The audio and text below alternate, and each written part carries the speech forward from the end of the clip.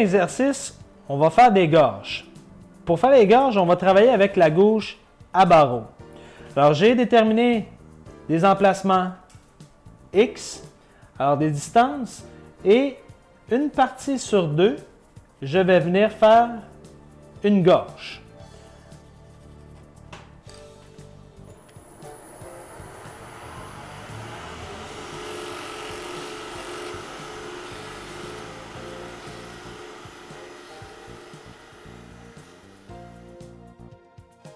La façon de se positionner maintenant.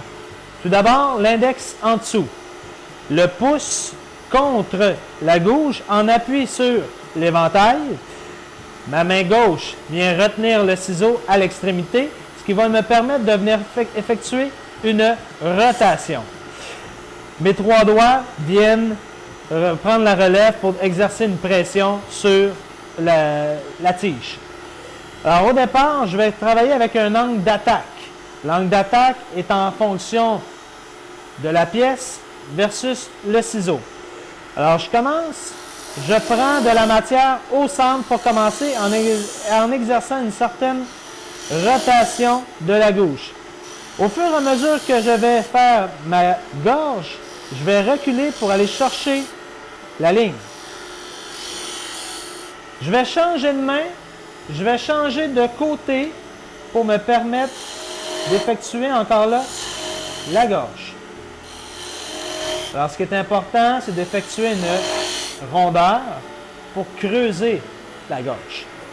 Lorsque j'ai suffisamment d'appui, je vais venir déposer le talon de ma gouge contre le bord de la gorge et tout simplement faire une rotation en arrêtant au milieu pour éviter de faire de l'arrachement de fibres.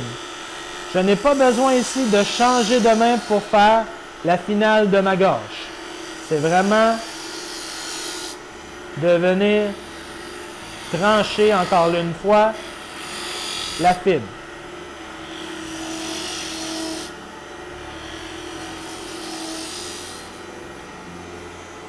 On fait la même chose. Je change de main.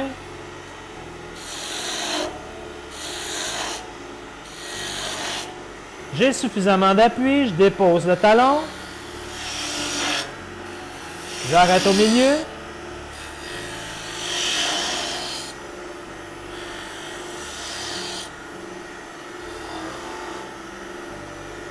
Et on fait de même pour les autres. Je change de main.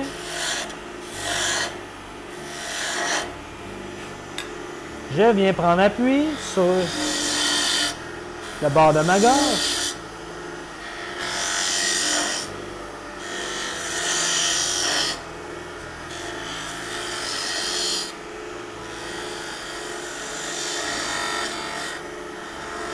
Ce qu'il faut essayer de faire, c'est d'essayer de respecter les mêmes profondeurs pour avoir une uniformité dans l'ensemble.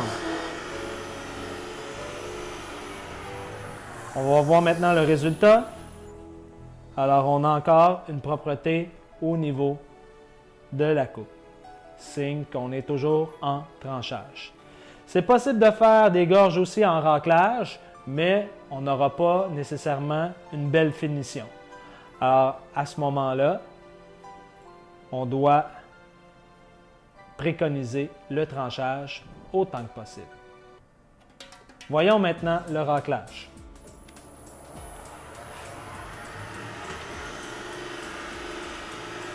Alors, en raclage, je peux tout simplement me présenter droit et venir creuser sans nécessairement changer de main, ce qui ne donnera pas nécessairement une belle finition, mais un résultat quand même potable.